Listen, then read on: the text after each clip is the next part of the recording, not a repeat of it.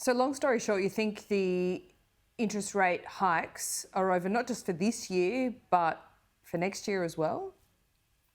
I don't see a rate hike next week. I think that's very unlikely. There's been no smoking gun for that. Soft retail sales, softer inflation numbers. I think we're also going to see some softening in home price data when that comes out in the next day or so from CoreLogic.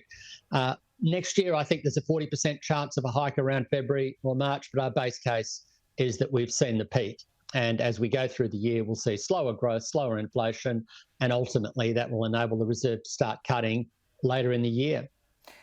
Fiscally, I know this is a bit of a stitch up of a question and a big question for you to answer, quickly and concisely.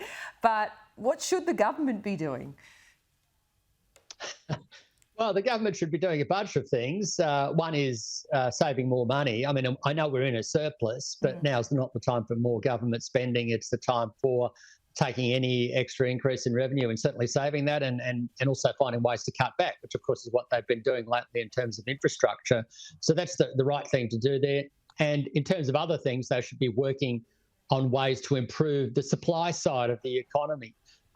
Labour market deregulation, not re-regulation, tax reform to encourage more work effort, more reliance on the GST, but yes, with compensation for low income earners and those on welfare, and also competition reforms, I think, is a big one as well.